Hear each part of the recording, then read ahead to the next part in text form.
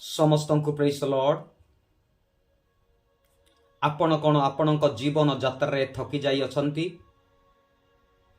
जीवन रे भांगी पड़ी अछंती कि जीवन रे निराश अटंती कि दुख आपण मानक जीवन रे असुर कारण साजिछि कि आपण माने बेसहारा होई अछंती कि आपण माने निजर लोक मानक द्वारा अणदेखा व अग्राह्य होई अछंती कि आपण कौन आशा शून्य अटंती कि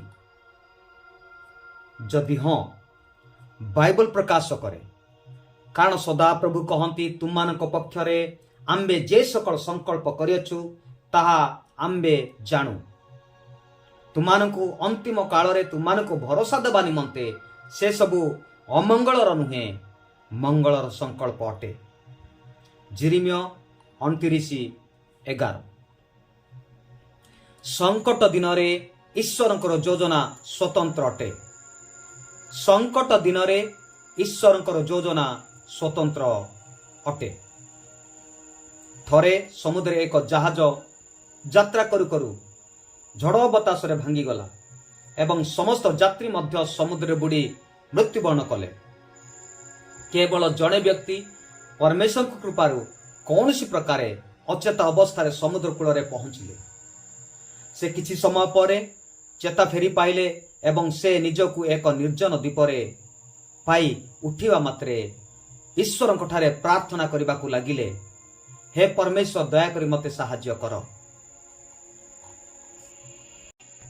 दयाकरी मो पाखक साहाय्य पठाओ। दिन बीतीगला किंतु कौन सी साहाय्य ताहांक निकट को आसिला नहीं। से रात्रि समुद्र बेलाभूमि रे सोई पड़िले।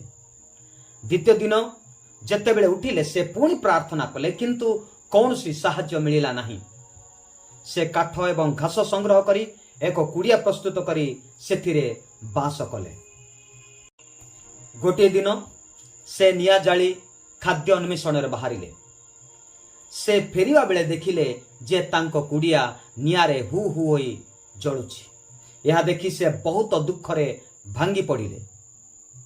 क्रोध रे से ऊर्ध्व को दृष्टिपात करी ईश्वर निकट अभियोग करने को लगिले, हे ईश्वर मु तुमको कही जे मते साहाय्य पठाओ किंतु तुमे मते मोर प्रार्थना सुनिल नहीं एवं शेषर मोहर कुड़िया मध्य जालीदेल। तुमे बहुत निष्ठुर अट। से बहुत निराश होई रात्रि परमेश्वर निकट रे अभियोग करू करू समुद्र कूल रे सोई पड़िले। सकाळे एक विचित्र शब्द सुनी उठी आखि खोलिले। से देखिले जे एक जहाज समुद्र कूल रे लागिछि। से निज चक्षुर दर्शन को विश्वास करि पारिले नहीं। से बहुत खुशी हेले कारण शेषरे तांको पाखकु साहाय्य आसीछि। से जहाजर कैप्टेन को पचारे, आपण किपरि जानिले जे मु एही निर्जन स्थान रे अछि। कैप्टेन कहिले, आमे एक अग्नि संकेत देखि एही द्वीपर कही जने अछंती भाबी एठाक आसीछु। ठीक सेते बेले लोकटी तांकर जळुथिबा कुड़िया को मने पकाइले। से जानि पारिले जे ताहा तांकर जळुथिबा कुड़ियार अग्नि अटे। से जानि पारिले जे कुड़िया को नियारे जळाई द्वीपर बाहर करिया पई परमेश्वरंकर बहुत बड़ एक योजना अटे। से बुझी पारिले जे परमेश्वर को योजना अति बड़, सेथिपाई से परमेश्वर को स्मरण करी धन्यवाद देले।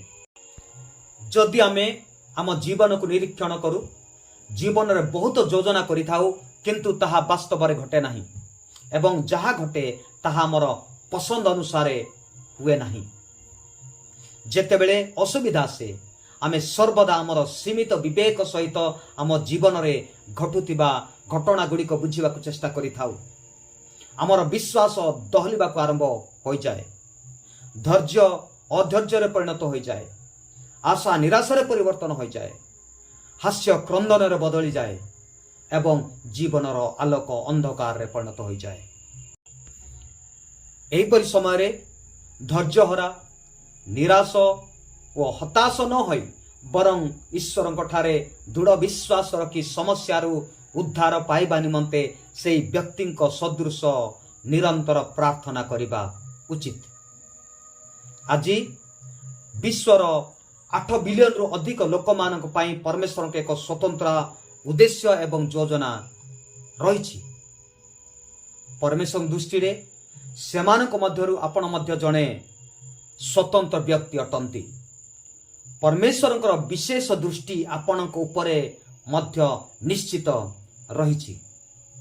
प्रतिकूल परिस्थिति रे भांगी न पड़ी साहस न हराई सर्वशक्तिमान परमेश्वर उपरे विश्वास रखी प्रयास जारी रखंतु।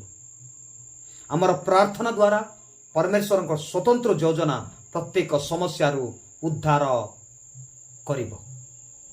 सेथिपाई जेतेबेले आपण जीवन रे अनुभव करंती जे समस्त योजना विफल हेउछि आ सबु आपणक इच्छा विरुद्ध रे घटुछि, सर्वदा मने रखंतु जे परमेश्वर पाखरे आपणक पाई अन्य एक स्वतंत्र योजना रही जहा आपण अज्ञ अटंती एवं तांको योजना सर्वदा आपणक योजना अपेक्षा बड़ एवं सर्वोत्तम अटे।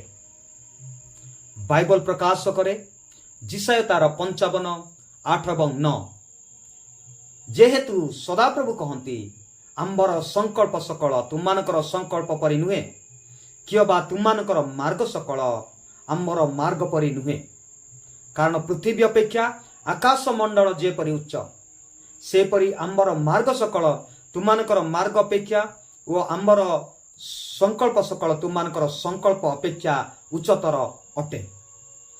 प्रभु आपण मानकु बाहुल्य भाव आशीर्वाद करंतु। धन्यवाद।